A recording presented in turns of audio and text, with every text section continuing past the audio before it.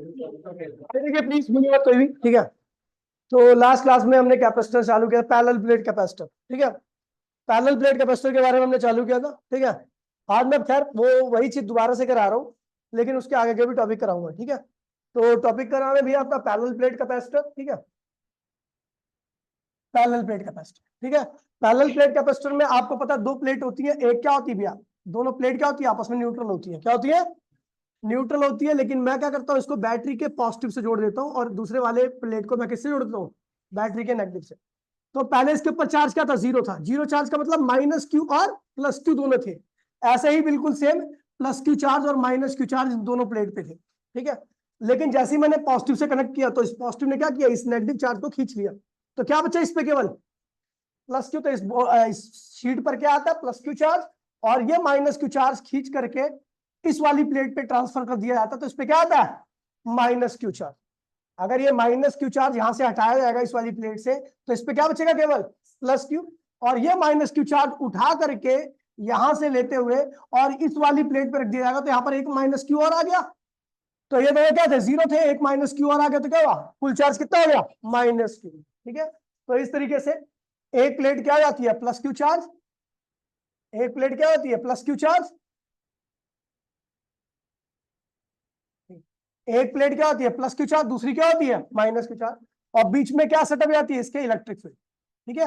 ये empty space है, बाकी कुछ भी नहीं है, ठीक है। और इलेक्ट्रिक फील्ड की वैल्यू क्या होती है, आपको याद होगा, तो पैरेलल प्लेट के बीच में सिग्मा अपॉन में एप्सिलॉन नॉट, मैंने परसों की क्लास में कराया था, ठीक है। कल की क्लास में, कल सुबह की क्लास में। अब रेगुलर क्लास होगी क्योंकि सारे स्कूल की छुट्टी पड़ चुकी है, ठीक है। तो कल मॉर्निंग में फिर होगी क्लास, ठीक है।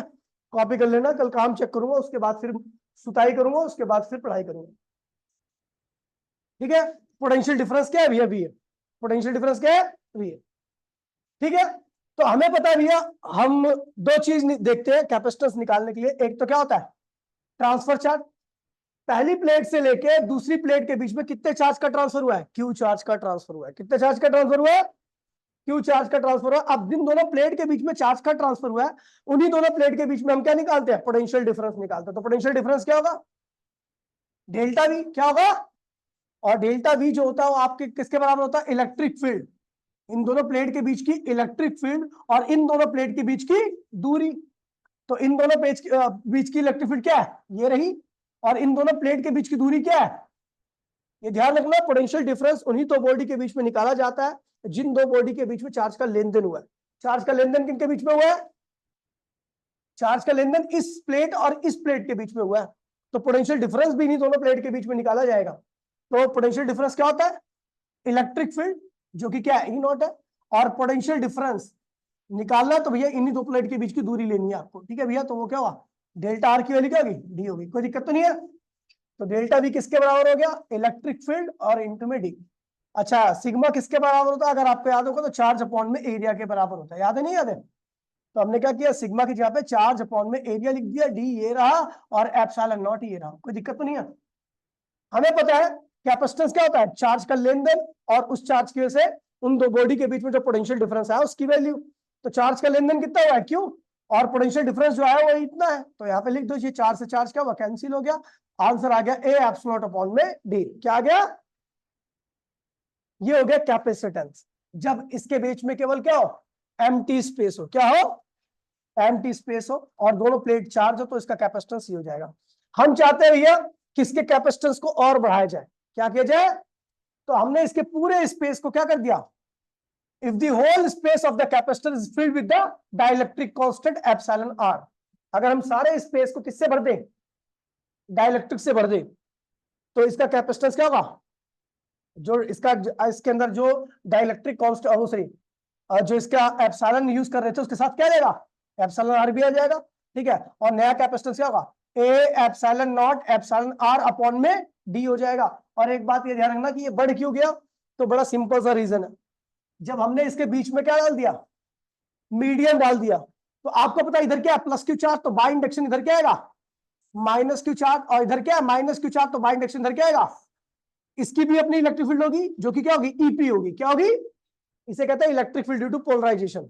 हम देख रहे हैं दोनों प्लेट की वजह से इलेक्ट्रिक फील्ड क्या, ई नॉट है, और इसके पोलराइजेशन की वजह से इलेक्ट्रिक फील्ड आई है, ईपी है। दोनों इलेक्ट्रिक फील्ड एक दूसरे क्या है, अपोजिट है। तो अंदर की कुल इलेक्ट्रिक फील्ड क्या होगी, टोटल इलेक्ट्रिक फील्ड क्या होगी मीडियम में, वो क्या होगी ई नॉट माइनस ईपी, यानी आपकी मीडियम में इलेक्ट्रिक फील्ड क्या होगी, कम होगी। और जब इलेक्ट्रिक फील्ड कम हो जाती है तो आपको पता है पोटेंशियल भी क्या होता है मीडियम में कम हो जाता है, और अगर किसी मीडियम का पोटेंशियल कम हो जाता है तो कैपेसिटेंस क्या होता है, बढ़ जाता है। समझ गया, इसलिए कैपेसिटेंस क्या हुआ आपका इतने टाइम्स बढ़ गया। ठीक है, खैर ये प्रूफ करेंगे अभी आगे कि फॉर्मूला आया कैसे एग्जैक्टली।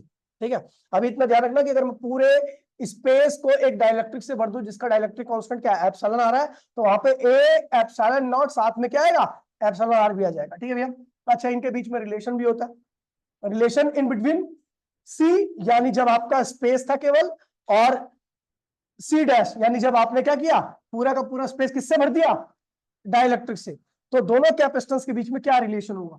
तो भैया कुछ कोई खास रिलेशन नहीं है, आपने देखा सी डैश किसके बराबर है A epsilon naught epsilon r upon में डी, तो इसको हम लिख दिया सी डैश इक्वल्स टू में ए एप्सिलॉन नॉट अपॉन में डी और एप्सिलॉन आर को अलग लिख दिया।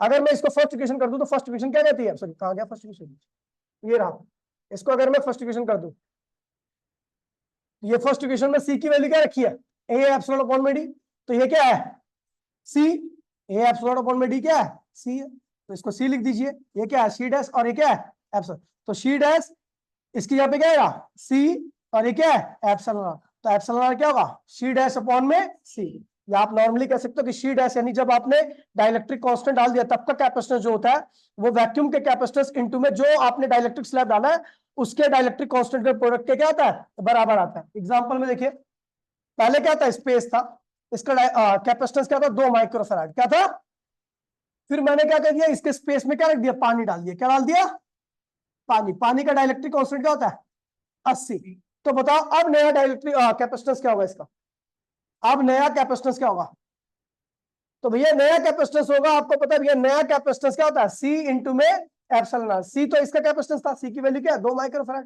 क्या लिखो 2 माइक्रोफैराड, और जो डाइलेक्ट्रिक कांस्टेंट डाला उसकी वैल्यू कितनी है 80, तो क्या आ गया 160 माइक्रोफैराड। अगर आपने इसके स्पेस को ग्लास से भर दिया, क्या कर दिया, इसका डाइलेक्ट्रिक कांस्टेंट होता है 5, क्या होता है, तो भैया अब बताओ इसका नया कैपेसिटेंस क्या होगा, इसका पहले 2 था अब क्या होगा 10 हो जाएगा। समझ गए, नहीं क्या हो अलग दुनिया में जी रहा तू, चलो आगे बढ़ते भैया। अब देखिए 2 कंसेप्ट बता रहा हूं मैं जिसके थ्रू आगे की डेरिवेशन होगी, ध्यान रखना ध्यान समझना, आसान है कुछ भी नहीं है। ठीक है, कह रहे भैया concept number first, 2 charge r distance पर रखे गए, कहां पर वैक्यूम में, तो उनके बीच में फोर्स क्या होगा 1/4 pi epsilon not Q1 Q2 upon में आर स्क्वायर। इन्हीं 2 चार्जों को मैंने कहा रख दिया मीडियम में, उस मीडियम का डाइलेक्ट्रिक कांस्टेंट क्या है एप्सिलॉन आर है, तो फोर्स क्या होगा इन दोनों चार्ज उतनी डिस्टेंस पर, फोर्स क्या होगा मीडियम में 1/4 pi epsilon naught epsilon r Q1 Q2 upon में आर स्क्वायर। समझ गए, अगर मैं इसको फर्स्ट इक्वेशन कर दूं, इसको क्या कर दूं सेकंड इक्वेशन कर दूं, और दोनों को क्या कर दूं डिवाइड कर दूं, तो भैया अगर दोनों को डिवाइड करूं तो ये और ये कैंसिल, ये पूरी टर्म ये पूरी टर्म क्या हो गया कैंसिल, क्या बच रहा है केवल, तो भैया इसको सॉल्व करोगे तो आपका क्या होगा, दोनों को डिवाइड किया तो एफ नॉट अपॉन में एफ एम की वैल्यू क्या आ रही है एप्सिलॉन आर के बराबर आ रही है। यानी अगर आप फोर्स इन वैक्यूम 2 चार्ज को वैक्यूम में रखो, 2 चार्ज को मीडियम में रखो, और उन दोनों का रेशियो निकालो तो किसके बराबर आ रहा है, एप्सिलॉन आ रहा है क्या मीडियम का डाइलेक्ट्रिक कांस्टेंट, मीडियम का, अगर 2 चार्जों को वैक्यूम में रखो और उन्हीं 2 चार्जों को मीडियम में रखो उतने डिस्टेंस पर, और जब फोर्स का रेशियो निकालोगे तो वो जो रेशियो आएगा उसकी वैल्यू किसके बराबर आएगी मीडियम के डाइलेक्ट्रिक कांस्टेंट यानी एप्सिलॉन आर के बराबर आएगी। आपको बता दूं हियर एप्सिलॉन आर हमेशा क्या होता है 1 से ज्यादा होता है, मीडियम के लिए एप्सिलॉन आर की वैल्यू क्या होती है 1 से ज्यादा, तो इसका मतलब एफ नॉट, ये एफ नॉट और एफ एम भी क्या है एप्सिलॉन आर है, और हम जानते हैं एप्सिलॉन आर क्या होता है 1 से ज्यादा आता है, तो इसका मतलब क्या होगा कि एफ नॉट अपॉन में एफ एम क्या होगा 1 से ज्यादा आएगा, तो एफ नॉट एफ एम से क्या होगा ज्यादा होगा, एफ नॉट एफ एम से क्या होगा, यानी 2 चार्जों के बीच में वैक्यूम में ज्यादा फोर्स लगता है और मीडियम में क्या लगता है कम लगता है। चलो भैया अब ये प्रूफ करता हूं कि वैक्यूम में ज्यादा फोर्स क्यों लगता है और मीडियम में ज्यादा फोर्स मीडियम में कम फोर्स क्यों लगता है। अच्छा फोर्स किसके डायरेक्टली होता है, फोर्स 2 चार्जेस के बीच में जो फोर्स होता है वो दोनों चार्जेस के प्रोडक्ट के डायरेक्टली होता है, उन दोनों चार्जेस का प्रोडक्ट जितना ज्यादा आएगा उनके बीच में लगने वाला फोर्स भी क्या होगा उतना ही ज्यादा रहेगा। अब देखिए होता क्या, इन दोनों चार्जों को मैंने कहा रखा वैक्यूम में। वैक्यूम में मीडियम होता नहीं है, तो दोनों के बीच में फोर्स क्या आ गया, मैंने मान लिया फोर्स क्या आ गया, F0 आ गया। क्या आ गया, F0 आ गया। ठीक है, अब इन दोनों चार्जों को कहां रख दिया, मीडियम। तो मुझे पता है प्लस क्यू चार्ज है, तो प्लस क्यू चार्ज अपने चारों ओर के मीडियम को क्या करेगा, पोलराइज कर देगा। क्या करेगा, ये माइनस क्यू जो प्लस क्यू चार्ज था वो अपने चारों ओर के मीडियम को क्या करेगा, पोलराइज कर देगा। और पोलराइजेशन ये प्लस है, तो इसलिए पोलराइजेशन से जो चार्ज आएगा वो क्या होगा, माइनस। ऐसे ये क्या है, माइनस चार्ज है, क्या है ये, तो पोलराइजेशन करके अपने मीडियम के चारों ओर क्या क्रिएट कर लेगा, अपने चारों ओर प्लस। तो भैया देखिए ये माइनस क्यू, ये प्लस क्यू चार्ज है, इसके चारों ओर क्या है, माइनस चार्ज। और ये क्या, माइनस चार्ज है, इसके चारों ओर क्या है। तो आपको बता दूं, अगर एक चार्ज पॉजिटिव है, दूसरा चार्ज साथ में आ जाए नेगेटिव, तो उस चार्ज का इफेक्ट क्या होता है, उस चार्ज की वैल्यू क्या होती है, कम हो जाती है। मान लीजिए, चलो छोड़ो, देखिए एक 10 माइक्रो कूलम चार्ज है, अगर इसके साथ में -2 माइक्रो कूलम चार्ज कर दूं तो कितना चार्ज होएगा, 8 माइक्रो कूलम। चार्ज बढ़ा है, घट गया, घट गया। यानी अगर चार्ज पॉजिटिव चार्ज के चारों ओर नेगेटिव चार्ज आ रहा है पोलराइजेशन के से, तो चार्ज की वैल्यू क्या होगी, कम हो जाएगी। अच्छा, अगर नेगेटिव चार्ज, ये -10 कूलम चार्ज है, और इसके चारों ओर +2 कूलम का चार्ज क्रिएट कर दूं तो कितना आ जाएगा, -8 कूलम। ये भी चार्ज का मैग्नीट्यूड क्या हो गया, कम हो गया। यानी क्या हुआ, ये चार्ज भी क्या होगा, कम हो जाएगा। अब चार्ज दोनों क्या हो चुके, कम हो चुके। हम जानते हैं कि जो फोर्स होता है दोनों चार्ज के प्रोडक्ट के क्या आता है, डायरेक्टली आता है। यानी पहले केस में प्रोडक्ट क्या आएगा, क्योंकि Q1 पूरा है, यहाँ पर Q2 पूरा है, ये भी 10 है, ये भी 10 है, प्रोडक्ट क्या आ रहा है, 20। लेकिन इस केस में ये क्या हो चुका है, 8, और ये क्या चुका है, -8। तो अब प्रोडक्ट क्या आ रहा है, 64। क्या आ रहा है, कौन ज्यादा, 100 ज्यादा होता है या 64 ज्यादा होता है। तो इसलिए पहले केस का प्रोडक्ट ज्यादा आ रहा है चार्ज का, इसलिए इस केस का फोर्स क्या होगा, ज्यादा होगा ना भी। अच्छा, इस केस का फोर्स क्या होगा, ज्यादा होगा। और दूसरे केस का प्रोडक्ट क्या आ रहा है, कम आ रहा है, तो इसलिए फोर्स क्या होगा, कम होगा। बात समझ में आई, ठीक है। दो चार्जों को वैक्यूम में रखा तो फोर्स अभी कुछ नहीं हुआ, ये Q1 और Q2 ही होगा प्रोडक्ट। दूसरे केस में जब हमने मीडियम में रख दिया तो मीडियम क्या पोलराइज हो गया, चार्ज की वैल्यू क्या होगी, इसकी कम होगी। ये दूसरा चार्ज माइनस चार्ज था, ये पोलराइज होकर मीडियम पे क्या आ गया, प्लस चार्ज, तो इस चार्ज की वैल्यू भी क्या होगी, कम हो गई। ठीक है, अब देखो, चलो मैं एग्जांपल देता हूँ। मान लीजिए Q1 क्या था पहले जब वैक्यूम में रखा था, 10 माइक्रो कूलम। Q2 क्या था, -10 माइक्रो कूलम। अब जब मीडियम में आ गया तो ये इसके साथ क्या हुआ, +10 माइक्रो कूलम के साथ मीडियम पोलराइज हो गया, तो इसके साथ क्या हुआ, -2 माइक्रो कूलम का चार्ज जुड़ गया। देखो ये नेगेटिव चार्ज क्या गया, मैंने मान लिया -2 माइक्रो कूलम का। और Q2 क्या हो जाएगा, ये माइनस चार्ज था, इसकी वैल्यू क्या थी, -10 माइक्रो कूलम। लेकिन आप देख रहे हो कि इसके चारों ओर क्या हो रहा है, प्लस चार्ज जुड़ रहा है। क्या हो रहा है, तब इसकी वैल्यू क्या होगी, 10 - 2 क्या हुआ, 8 माइक्रो कूलम। इसकी क्या होगी, -8। इन दोनों का प्रोडक्ट करो क्या आ रहा है, 64। इनका प्रोडक्ट करो क्या आ रहा है, इसका प्रोडक्ट ज्यादा आ रहा है जब वैक्यूम में थे। ठीक है, तो इस केस का प्रोडक्ट ज्यादा है, तो इसलिए फोर्स भी क्या होगा, इस केस में ज्यादा। इस केस का प्रोडक्ट कम है, तो इसलिए फोर्स क्या होगा, कम होगा। आगे बढ़े, ठीक है। अब हमने देख लिया भैया फोर्स का एक फॉर्मूला होता है, चार्ज इंटू में electric field intensity, charge into में। तो एप्सिलॉन आर का हमने फॉर्मूला भी निकाला था, फोर्स इन वैक्यूम अपॉन में फोर्स इन। तो फोर्स इन वैक्यूम को क्या लिखूं, चार्ज इंटू में इलेक्ट्रिक फील्ड इन वैक्यूम। और फोर्स इन मीडियम को क्या लिखूं, चार्ज इंटू में इलेक्ट्रिक फील्ड इन। चार से चार्ज क्या हुआ, तो फोर्स इन वैक्यूम अपॉन में फोर्स इन मीडियम आ गया ये। ठीक है, आगे बढ़े। ये डाइलेक्ट्रिक कांस्टेंट के हमारे दो फॉर्मूले आ रखे। कैपेसिटेंस के टर्म में हमने निकाला था, अभी क्या निकाला था, कैपेसिटेंस, ये देखो पीछे निकाला। ठीक है, सी अपॉन में शी डैश था, सॉरी शी डैश अपॉन में शी था। सी डैश क्या था, जब उसके बीच में मीडियम डाल दिया। और ये क्या था, जब बीच में क्या था, कुछ भी नहीं था, वैक्यूम था। तो डाइलेक्ट्रिक कांस्टेंट का फॉर्मूला जो होता है वो कैपेसिटेंस के टर्म में ये होता है, फोर्स के टर्म में ये होता है, इलेक्ट्रिक फील्ड के टर्म में ये होता है। समझ गया, ध्यान रखना। आगे बढ़ते हुए बात करते कुछ और कंसेप्ट नंबर 2 की। तो हमने डाइलेक्ट्रिक कांस्टेंट का फॉर्मूला देख लिया, कैपेसिटेंस इन मीडियम, जब कैपेसिटर के बीच में मीडियम डाल दो और कैपेसिटर्स के बीच में वैक्यूम हो, दोनों का रेशियो क्या होगा, डाइलेक्ट्रिक कांस्टेंट के बराबर आएगा। फोर्स इन वैक्यूम अपॉन में फोर्स इन मीडियम का रेशियो भी क्या आता है, डाइलेक्ट्रिक कांस्टेंट के बराबर। इलेक्ट्रिक फील्ड वैक्यूम अपॉन में इलेक्ट्रिक फील्ड मीडियम का रेशियो भी क्या आता है, डाइलेक्ट्रिक कांस्टेंट के बराबर ही आता है। कोई दिक्कत तो नहीं है, चलो आगे बढ़ते हैं। अगर मैं बात करूं मेटल की, ध्यान दीजिए भैया, डाइलेक्ट्रिक कांस्टेंट का फॉर्मूला क्या हो गया, ये ध्यान रखना, इलेक्ट्रिक फील्ड वैक्यूम अपॉन में electric field medium, force in vacuum upon में force in medium, capacitance of medium upon में कैपेसिटेंस ऑफ वैक्यूम। ठीक है, मेटल की बात करते हैं। तो मान लीजिए मेटल, एक मेटल का ब्लॉक था। ठीक है, इस मेटल के ब्लॉक को इलेक्ट्रिक फील्ड में रखा गया। कितनी इलेक्ट्रिक फील्ड है, E0 है।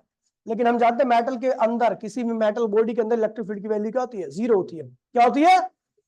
मेटल बॉडी के अंदर इलेक्ट्रिक फील्ड की वैल्यू क्या होगी? जीरो होगी। इसके दो तीन रीजन है।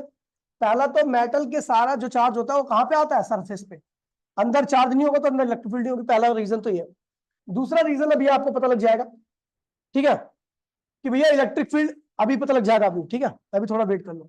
वैक्यूम की इलेक्ट्रिक फील्ड कितनी है? बाहर इलेक्ट्रिक फील्ड कितनी है? ई नॉट है। और मेटल के अंदर इलेक्ट्रिक फील्ड कितनी है? जीरो है। तो आपको पता है डाइलेक्ट्रिक कांस्टेंट क्या होता है? वो इलेक्ट्रिक फील्ड इन वैक्यूम अपॉन में इलेक्ट्रिक फील्ड इन वैक्यूम में इलेक्ट्रिक फील्ड कितनी है? ई नॉट है। और इस मीडियम में इलेक्ट्रिक फील्ड कितनी है? जीरो। तो ई नॉट डिवाइड बाय जीरो क्या होगा? इनफाइनाइट। यानी मेटल का डाइलेक्ट्रिक कांस्टेंट क्या होता है? इनफाइनाइट होता है। क्या होता है? मेटल का डाइलेक्ट्रिक कांस्टेंट क्या होता है? और जिसका डाइलेक्ट्रिक कांस्टेंट इनफाइनाइट होता है उसका पोलराइजेशन क्या होगा? बहुत ज्यादा। और जो पोलराइजेशन से इलेक्ट्रिक फील्ड आएगी वो भी क्या आएगी? बहुत मेन कंसेप्ट है, ये ध्यान रखना। अच्छा, इलेक्ट्रिक फील्ड जीरो क्यों होती है तो उसका रीजन अभी आपको थोड़ी देर बाद पता लग जाएगा, ठीक है। हाँ, electric field due to polarisation.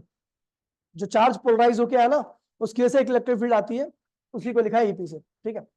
Concept number 2 बहुत आसान कंसेप्ट है, आपने पढ़ा होगा कि कुछ रेजिस्टेंस अगर सीरीज में लगी होती है, R1, R2, R3, और उसके अक्रॉस में एक बैटरी लगी होती है, तो बैटरी का पोटेंशियल क्या है? V। यहाँ पर क्या आएगा? V1। यहाँ पे क्या आएगा? V2। यहाँ पे क्या आएगा? तो V किसके बराबर होगा? V1 plus V3। याद नहीं आता? सीरीज कॉम्बिनेशन में पोटेंशियल क्या होता है? टोटल पोटेंशियल जो होता है वो सारे रेजिस्टेंस के पोटेंशियल के सम के बराबर आता है, ठीक है। बिल्कुल सेम यही है कि एक बैटरी है जिसका पोटेंशियल क्या है? V है, और वहां पर एक कैपेसिटर रखा हुआ है जिसके अंदर तीन मीडियम है, medium number first, medium number second और मीडियम नंबर थर्ड। अच्छा, इस मीडियम की जो चौड़ाई है क्या है? D1 है। इस मीडियम की चौड़ाई क्या है? और इस मीडियम की चौड़ाई क्या है?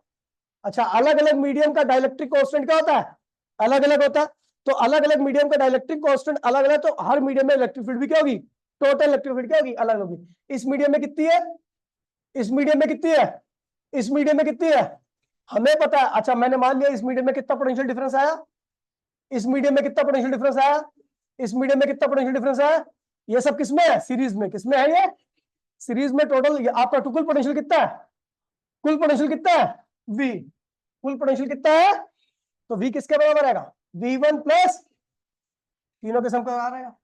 अच्छा, अब देखिए V1 क्या है?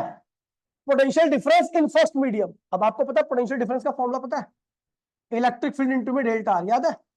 इलेक्ट्रिक, देखिए मान लीजिए आपका, मैंने आपको बताया था, अगर आप ए और बी के बीच का पोटेंशियल डिफरेंस निकालना चाहते हो, इलेक्ट्रिक फील्ड क्या है? ई है, दोनों के बीच की दूरी क्या है? डेल्टा आर है। तो ए और बी के बीच का जो पोटेंशियल डिफरेंस रहेगा वो ई इंटू में डेल्टा आर के बराबर आएगा। किन्हीं भी दो बॉडी के बीच में अगर आपको पोटेंशियल डिफरेंस निकालना, तो पोटेंशियल डिफरेंस क्या होता है? वहां की इलेक्ट्रिक फील्ड और उस बॉडी का जो फैलाव होता है, चौड़ाई होती है, उसके प्रोडक्ट के बराबर आता है, ठीक है। चलो अब देखिए, अगर मुझे यहाँ का V1 निकालना है तो V1 किसके बराबर आएगा? E1 इंटू में D1, क्योंकि यहाँ पे इलेक्ट्रिक फील्ड कितनी है? E1 है, और ये चौड़ाई कितनी है? मुझे यहाँ से यहाँ तक का पोटेंशियल डिफरेंस निकालना है, यहाँ से यहाँ तक का पोटेंशियल डिफरेंस निकालना है, यहाँ से यहाँ तक की दूरी कितनी है? D1 है। अच्छा, यहाँ का पोटेंशियल डिफरेंस V2 कितना होगा? इलेक्ट्रिक फील्ड कितनी है? E2, और यहाँ से यहाँ तक का पोटेंशियल डिफरेंस चाहिए तो दूरी कितनी होगी? D2। V2 की यहाँ पे D2, ये क्या? V3 यहाँ का पोटेंशियल डिफरेंस है, वो किसका बराबर रहेगा? यहाँ की इलेक्ट्रिक फील्ड और यहाँ से यहाँ तक का दूरी कितना है? समझ गए भैया? तो ये ध्यान रखना। अब इसी का इस्तेमाल करते हुए बाकी हम दोनों डेरिवेशन करेंगे। देखिए, पैरेलल टॉपिक का नाम है भैया parallel plate capacitor with dielectric slab of thickness T। T जो है वो D से क्या है? कम है। T क्या है? इसकी थिकनेस है, और D क्या है? यहां से यहां तक की दूरी है। तो जाहिर सी बात है T क्या होगा? D से कम होगा। अच्छा, जो डाइलेक्ट्रिक हमने डाला है स्लैब, उसका डाइलेक्ट्रिक कांस्टेंट क्या है? एप्सिलॉन आर है, ठीक है। अच्छा, ये क्या है? नॉन मेटल है। क्या है? नॉन मेटल बोलने का एक रीजन है, मेटल बोल देता तो मामला कुछ और होता, नॉन मेटल बोल दिया तो मामला क्या होगा? कुछ और होगा। देखिए ध्यान दीजिए क्या होगा। मेटल होगा तो मेटल का डाइलेक्ट्रिक कांस्टेंट क्या होता है? इनफाइनाइट। और जिसका डाइलेक्ट्रिक कांस्टेंट इनफाइनाइट है उसका पोलराइजेशन क्या होता है? बहुत बहुत ज्यादा होता है। इलेक्ट्रिक फील्ड भी क्या होती है? बहुत। इस चीज को ध्यान रखना, अब आगे आपका सॉल्व हो जाएगा। देखिए, हमने क्या किया, ये दो पैरेलल प्लेट थी, अभी बीच का सीन भूल जाओ, ठीक है, बीच में कुछ भी नहीं है। ये दो पैरेलल प्लेट थी, ठीक है। इसको एक बैटरी से जोड़ दिया, इसका पोटेंशियल क्या था, V था। ये नेट चार्ज क्या था, इस पे 0, इस पे भी क्या था 0, लेकिन यहां से -q चार्ज खींच लिया तो यहाँ पे क्या आ गया, +q आ गया ना, +q। और यहाँ पर उस -q चार्ज को ट्रांसफर कर दिया तो यहाँ पर क्या आ गया, समझ गया भैया। सरफेस चार्ज डेंसिटी इस पे क्या आ गई, +σ, इस पे क्या आ गई, ये पहली प्लेट और ये क्या है, दूसरी प्लेट। मुझे पता है ये प्लेट किस तरह की है, पॉजिटिव चार्ज है क्योंकि यहाँ पे प्लस चार्ज आ रखा है, और ये प्लेट कैसी है, नेगेटिव चार्ज है क्योंकि यहाँ पर क्या रखा है, नेगेटिव चार्ज। अच्छा, इलेक्ट्रिक फील्ड कहां से आएगी, पहली प्लेट से दूसरी प्लेट के बीच में जो इलेक्ट्रिक फील्ड है वो क्या है, E0 है। क्या है, यहाँ पे लिख रखा है E0 क्या है, electric field due to +q and +q charge और -q चार्ज के साथ जो इलेक्ट्रिक फील्ड है उसको क्या लिखा है मैंने, E0 लिखा है, और वो पहली और दूसरी प्लेट के बीच की है, पहली और, ठीक है। अच्छा देखिए, ये सब हो गया था, सब कुछ ठीक चल रहा था, मैंने तभी क्या डाल दिया बीच में, एक डाइलेक्ट्रिक स्लैब डाल दी। क्या डाल दी, अब डाइलेक्ट्रिक स्लैब, डाइलेक्ट्रिक पर नेट चार्ज क्या होता है, 0। अब जब ऐसी बॉडी चार्ज, 0 चार्ज वाली बॉडी किसी चार्ज के पास में रखी जाती है तो वो क्या होती है, पोलराइज हो जाती है। क्या हो जाती है, तो इधर क्या चार्ज है, +q चार्ज, तो बाय इंडक्शन इस वाले फेस पे क्या होगा, -q। लेकिन मैंने बराबर चार्ज नहीं लिखा है, छोटा चार्ज लिखा हुआ है। क्या लिखा हुआ है, छोटा चार्ज। और इधर कौन चार्ज है, तो बाय इंडक्शन इधर क्या आएगा, तो ये पूरा रीजन क्या होगा माइनस, ये पूरा रीजन क्या होगा प्लस। लेकिन आप देखो, इधर प्लस है, इधर क्या है, तो इधर से उधर की तरफ क्या आएगी, एक इलेक्ट्रिक फील्ड आएगी, आएगी ना। उसको मैंने क्या बोल दिया, ईपी। क्या बोल दिया, ईपी, क्योंकि प्लस से माइनस की तरफ क्या जाएगी, इलेक्ट्रिक फील्ड। लेकिन ये इलेक्ट्रिक फील्ड आई क्यों है, पोलराइजेशन की वजह से। किसकी वजह से, जो मीडियम मैंने डाला है उसका क्या हो गया, पोलराइजेशन हुआ, उसकी वजह से यहाँ पर एक इलेक्ट्रिक फील्ड आई जिसको मैंने ईपी कहा। तो यहाँ पे लिखा हुआ है ईपी क्या है, electric field due to -q और +q और -q चार्ज, और इसको लोगों ने कह सकता है electric field due to polarization. समझ गए भैया। अब देखिए, केवल मैं अगर मैं इसकी बात करूं तो देखिए, एक इसके अंदर इलेक्ट्रिक फील्ड क्या जा रही है, इन प्लेट की वजह से इसके अंदर एक इलेक्ट्रिक फील्ड क्या है, E0 है, और दूसरी इलेक्ट्रिक फील्ड क्या है, ईपी है। अब देखिए भैया, अब मैं यहाँ पे एक नोट में बात लिखी हुई है, फॉर नॉन मेटल, अगर मैं नॉन मेटल की बात करूं तो ये जो चार्ज होता है, ये वाला चार्ज और ये वाला चार्ज, तो ये चार्ज क्या होता है, बड़ा होता है, और ये चार्ज क्या होता है, अगर ये नॉन मेटल है तो ये चार्ज क्या होगा, छोटा होगा, और ये चार्ज क्या होगा, क्योंकि नॉन मेटल के केस में पोलराइजेशन उतना अच्छा नहीं होता, पोलराइजेशन उतना अच्छा नहीं होगा, तो जितना बड़ा चार्ज, यहां पे मान लो 10 माइक्रोकुलाम का चार्ज है, तो यहाँ पे आएगा -2 माइक्रोकुलाम का चार्ज, यहाँ पर -10 माइक्रोकुलाम का चार्ज है, यहाँ पे क्या आएगा +2 माइक्रोकुलाम। तो आपको पता है किसकी इलेक्ट्रिसिटी ज्यादा स्ट्रॉन्ग होगी, 10 माइक्रोकुलाम की या -2 माइक्रोकुलाम की। तो भैया ध्यान रखना कि ये वाली इलेक्ट्रिक फील्ड होती है ईपी, कौन सा चार्ज बड़ा होता है, बाहर का चार्ज क्या होता है, बड़ा होता है, और जो चार्ज पोलराइजेशन की वजह से आता है वो क्या होता है, छोटा होता है। किस केस में, नॉन मेटल केस में, क्योंकि मेटल का पोलराइजेशन ज्यादा अच्छा नहीं होता। अच्छा, जब ये चार्ज बड़ा है तो इसकी इलेक्ट्रिक फील्ड भी क्या होगी, और ये चार्ज छोटा है तो इसकी इलेक्ट्रिक फील्ड भी क्या होगी, तो E0 ईपी से क्या है, बड़ा है, E0 ईपी से क्या है। लेकिन आप देख रहे हो ये क्या है, राइट साइड में, ये कहा है, इस मीडियम में देखो ना, ये कहा है राइट साइड, केवल इतने में देखो, तो ये कहा है राइट साइड में, और ईपी क्या है भैया, ईपी क्या है भैया, लेफ्ट साइड में। समझ गया। अब देखो यहाँ पे लिखा हुआ E0 ईपी से बड़ा, क्योंकि हमें पता है ये जिस चार्ज की वजह से आई है वो इन चार्ज की वजह से आई है, वो चार्ज क्या बड़े बड़े चार्ज है, और ये किसकी वजह से आई है, ये छोटे छोटे चार्ज की वजह से आई है, ये छोटे छोटे चार्ज है, और ये चार्ज क्यों है, due to polarization of dielectric. ठीक है भैया। तो लेकिन हम देख रहे हैं but both are opposite in nature. तो टोटल इलेक्ट्रिक फील्ड इस मीडियम में, EM क्या है, इस मीडियम की कुल इलेक्ट्रिक फील्ड, EM क्या है, EM लिखा होगा मैंने कहीं पर, टोटल इलेक्ट्रिक फील्ड इन डाइलेक्ट्रिक मीडियम। इस डाइलेक्ट्रिक फील्ड में जो कुल इलेक्ट्रिक फील्ड है किसके बराबर आएगी, E0 माइनस, और मैंने अभी आपको थोड़ी पहले बताया था कि मीडियम की इलेक्ट्रिक फील्ड क्या होती है, डाइलेक्ट्रिक कांस्टेंट क्या होता है, इलेक्ट्रिक फील्ड वैक्यूम अपॉन में इलेक्ट्रिक फील्ड इन। तो भैया इलेक्ट्रिक फील्ड इन मीडियम क्या होगा, इसको इसके नीचे ले आओ, इसको इधर ले आओ, तो क्या होगा, इलेक्ट्रिक फील्ड मीडियम क्या होगा, इलेक्ट्रिक फील्ड वैक्यूम अपॉन में एप्सिलॉन आर। ये हो गया। अच्छा, अब देखिए ये EM, आपने देखा EM की वैल्यू ये भी है और EM की वैल्यू ये भी है, यानी ये दोनों आपस में क्या होते हैं, बराबर होते हैं। क्या होते हैं, सर इतना ध्यान रखना कि EM क्या होगा, E0 अपॉन में एप्सिलॉन आर के बराबर होगा। बस ये यहां तक ये मेन चीज थी। अब उसके बाद वही करेंगे जो हम अब तक करते हैं। कुल चार्ज का ट्रांसफर कितना हुआ है, क्यों, और पोटेंशियल डिफरेंस यहाँ पर कहां पे है, दो मीडियम है यहाँ पर, एक तो ये है और दूसरा क्या है, स्पेस है। ठीक है, यहाँ पर दो मीडियम है, पहले तो एक ही मीडियम था, लेकिन यहाँ पर एक मीडियम क्या है, डाइलेक्ट्रिक स्लैब है, और दूसरा मीडियम क्या है, स्पेस है। यानी जो बैटरी का पोटेंशियल होगा वो कहां पर आएगा, एक तो वैक्यूम में और दूसरा क्या होगा, स्लैब के ऊपर। ठीक है, अच्छा बताओ स्लैब स्लैब ने कितनी जगह घेर रखी है, स्लैब की चौड़ाई कितनी है और स्पेस की चौड़ाई कितनी है, यहां से यहां तक की चौड़ाई कितनी है, इसने उस डी में से कितना घेर रखा है, देखिए इस डी यहां से यहां तक की दूरी कितनी है डी, इसकी चौड़ाई कितनी है, तो ये स्पेस कितने में फैला होगा, डी माइनस टी, ये ध्यान रखना। तो स्पेस जो स्पेस जहां तक फैला है वो क्या है, डी माइनस टी है, और ये मीडियम जहां तक फैला वो क्या है, टी, ये ध्यान रखना। ठीक है, अब आते हैं भैया ट्रांसफर चार्ज क्या है, एक पहली प्लेट से दूसरी प्लेट में क्यों, पहली प्लेट से दूसरी प्लेट में चार्ज का ट्रांसफर हुआ क्या हुआ है क्यों। मैंने कहा पोटेंशियल डिफरेंस क्या होगा, तो पोटेंशियल डिफरेंस यहाँ पे दो मीडियम में होगा, एक कहाँ होगा मीडियम में जो स्लैब डाला है, दूसरा कहाँ होगा स्पेस में।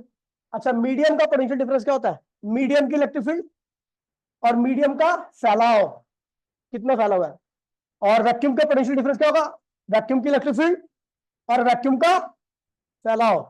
तो भैया मीडियम की इलेक्ट्रिक फील्ड क्या होती है, बताया था मीडियम में कुल इलेक्ट्रिक फील्ड क्या होती है, ई नॉट अपॉन में एप्सिलॉन आर, पीछे देखो ना, याद है नहीं याद है, ये देखो ये देखो ये है ना, मीडियम की कुल इलेक्ट्रिक फील्ड इसके बराबर भी होती है और इसके बराबर भी होती है। ठीक है, तो हमने क्या किया, मीडियम की यहाँ पे इलेक्ट्रिक फील्ड है उसके यहाँ पे क्या लिख दिया, ये लिख दिया।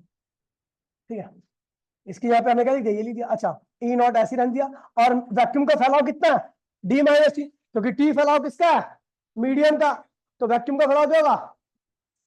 ठीक है भैया, तो ई नॉट और ई नॉट क्या करो, कॉमन ले लो, कॉमन ले लिया, ये क्या हुआ, इधर क्या बचा टी, इधर क्या बचा एप्सिलॉन आर, इधर क्या बचा डी माइनस टी बचा। अच्छा ई नॉट क्या है, पैरेलल प्लेट की इलेक्ट्रिक फील्ड, और पैरेलल प्लेट की इलेक्ट्रिक फील्ड क्या होती है, सिग्मा अपॉन में एप्सिलॉन नॉट, याद है। अच्छा ये क्या हुआ, टी अपॉन में एप्सिलॉन आर, और ये डी माइनस टी लिख दिया। अच्छा सिग्मा की वैल्यू क्या होती है, चार्ज अपॉन में एरिया। ठीक है भैया, तो हमने क्या किया, सिग्मा के यहाँ पे चार्ज अपॉन में एरिया लिख दिया, एप्सिलॉन ऐसे लिख दिया, ये छोड़ दिया। मतलब अपने को पता लग गया ट्रांसफर चार्ज इतना है, पोटेंशियल डिफरेंस कितना है, इतना है। ठीक है, तो कैपेसिटेंस क्या होता है, ट्रांसफर चार्ज अपॉन में पोटेंशियल डिफरेंस, तो ट्रांसफर चार्ज क्या है क्यू, पोटेंशियल डिफरेंस कितना रखा है, ये क्यू से क्यू क्या कैंसिल हो गया, तो कुल कैपेसिटेंस क्या आ गया, ये आ गया A epsilon naught T upon में epsilon R plus D minus T.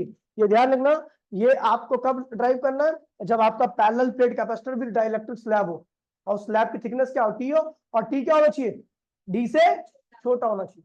ठीक है, देखिए अब आ रहा है, ये मैंने कह दिया।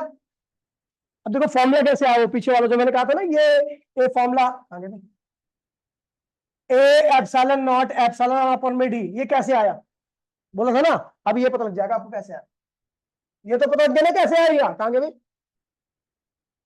लट गया क्या, ये तो पता लग गया आपको कहां से है।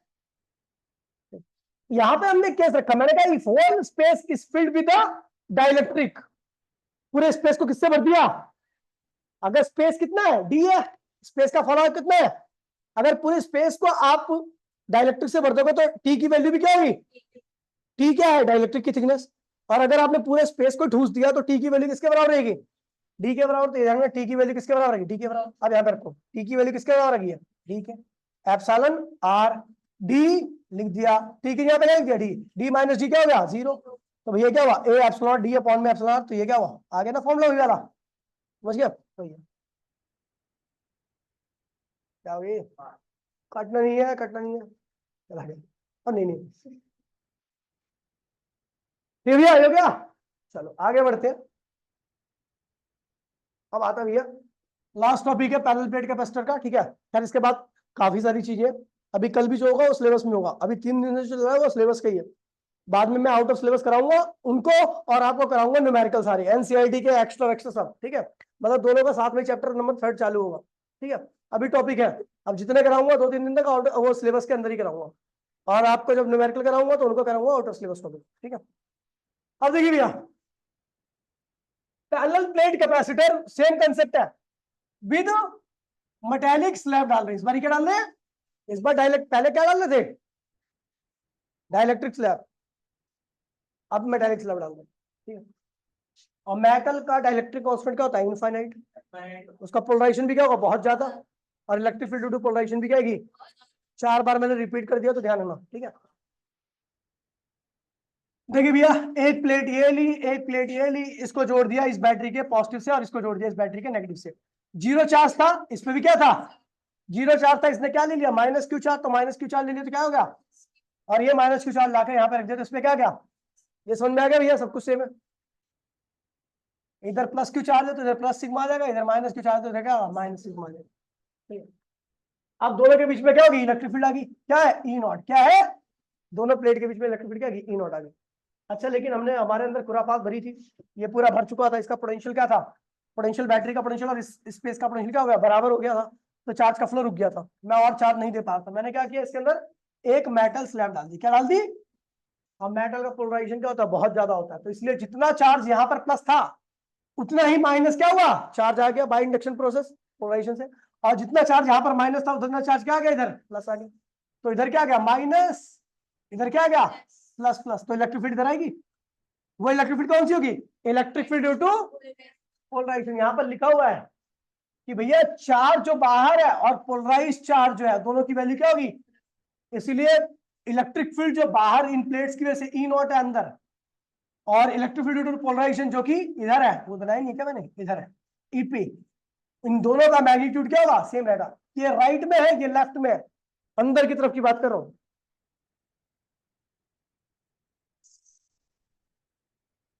हेलो, हाँ जी आंटी जी, आंटी मैं तो क्लास में हूँ, यहीं पे, हाँ 112 में।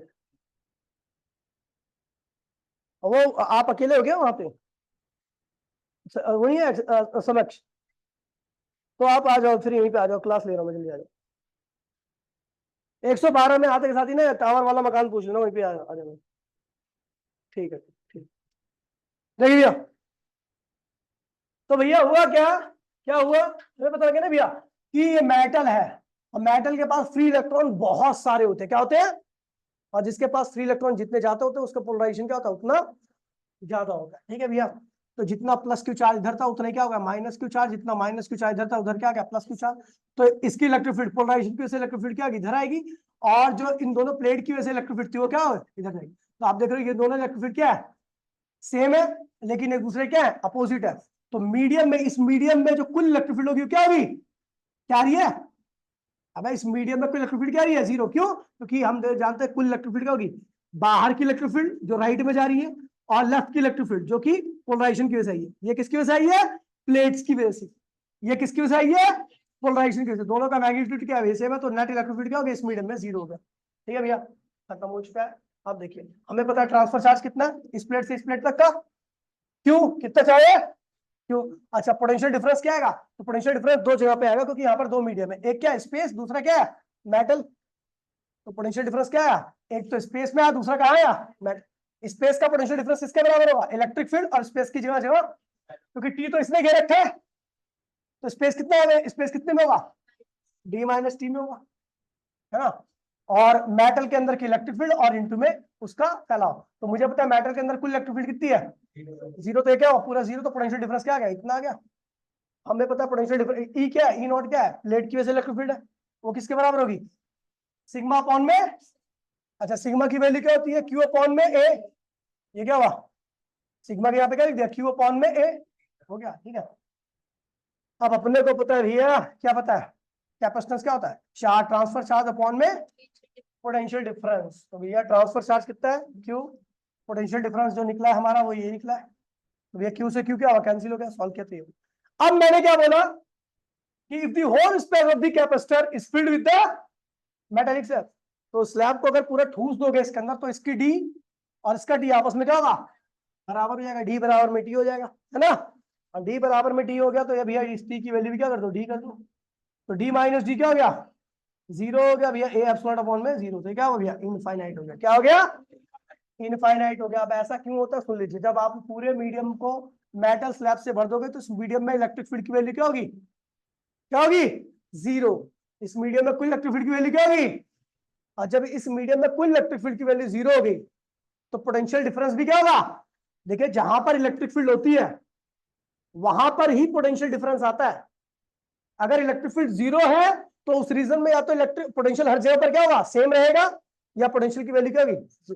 अब हमें पता है यहाँ पर इलेक्ट्रिक फील्ड जीरो हो रही, तो हर जगह पर पोटेंशियल क्या रहेगा, सेम रहेगा। क्या रहेगा, आपको याद है होलो स्फीयर के केस में अंदर इलेक्ट्रिक फील्ड जीरो थी, लेकिन हर जगह पर पोटेंशियल क्या था, सेम था। पोटेंशियल सेम था तो डिफरेंस की वैल्यू क्या होगी, जीरो आएगी। तो देखो यहाँ पे इलेक्ट्रिक फील्ड जीरो है, तो हर जगह पर पोटेंशियल क्या होगा, सेम रहेगा। तो मतलब पोटेंशियल डिफरेंस की वैल्यू क्या नहीं है, जीरो। हमें किससे काम है, पोटेंशियल डिफरेंस से काम है। तो इसलिए ध्यान रखना केवल ये पोटेंशियल आएगा, मेटल के अंदर किसी प्रकार का कोई पोटेंशियल डिफरेंस नहीं आने वाला है। इसकी वैल्यू क्या आ गई, तो भैया आपको पता है यहाँ की इलेक्ट्रिक फील्ड क्या है, ई नॉट है, और इसका फैलाव कितना है, D minus T. E not की वैल्यू आप सब जानते हो, ठीक है। अब हुआ क्या कि जब मैंने पूरे मीडियम को मैंने क्या किया, मेटल स्लैब से भर दिया, तो मुझे पता है इसके अंदर इलेक्ट्रिक फील्ड क्या होगी, पूरे रीजन में इलेक्ट्रिक फील्ड क्या होगी, क्योंकि पूरे रीजन में मेटल स्लैब आ गया, मेटल स्लैब आ गया, तो मेटल स्लैब के अंदर इलेक्ट्रिक फील्ड क्या होती है उस मीडियम में, जीरो।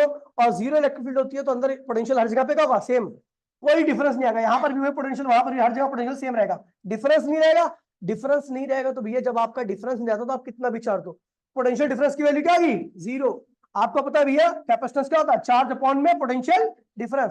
अब पोटेंशियल डिफरेंस की वैल्यू जीरो कर दो तो क्या आ गया, कैपेसिटेंस क्या हो गया, electric field zero, potential difference zero. अब कितना भी इसको चार्ज दो कोई दिक्कत नहीं है, इसका कैपेसिटेंस क्या हो गया, इनफाइनाइट हो गया। ठीक है भैया, इस रिकॉर्डिंग को दोबारा देख लेना, ठीक है, मैंने चीजों को बार बार दोहराया है, ठीक है। और ये पैरेलल प्लेट के नोट्स है, और गारंटी दे रहा हूँ यहाँ से पक्का 3 नंबर का कोई ना कोई क्वेश्चन पूछा जाएगा, या तो डेरिवेशन पूछी जाएगी या फिर नॉर्मली क्या होगा तब ही पूछ लिया जाएगा। ठीक है भैया, तो मेरे हिसाब से आपको रिकॉर्डिंग एक बार देखनी और चाहिए, और इस नोट्स को कॉपी कर लेना, कल मैं आगे का पढ़ाऊंगा। ठीक है भैया, मॉर्निंग में क्लास होगी 9 से लेके 10। ठीक है भैया, और कोई छुट्टी नहीं करेगा, जो बच्चे आ रखे हैं वो आए सुबह भी। अब पता नहीं क्यों नहीं आता, किसी की आंखें नहीं खुलती भाई, ये तो इसका मतलब यही हो गया कि आप बर्बादी की डगर पे जा रहे हो। अगर आपकी आंखें पढ़ाई के लिए नहीं खुल रही तो इसका मतलब आप पढ़ाई से दूर हो रहे हो। अगर आपकी पढ़ाई हो रही है और आप सो रहे हो तो इसका मतलब आपका भविष्य क्या हो रहा है, खत्म हो रहा है। लड़कियां आगे चूल्हा चौका करेंगी, लड़के आगे टमाटर की ठेली लगाएंगे, ठीक है भैया, और वहां से हम खरीदने आएंगे। ठीक है भैया, ऐसा ना हो, आप भी इंजीनियर डॉक्टर बनो, ठीक है। सुअरपंती ना दिखाते हुए, कल मॉर्निंग में मिलते हैं सारे बच्चे। टाटा बाय बाय, जय हिंद जय भारत।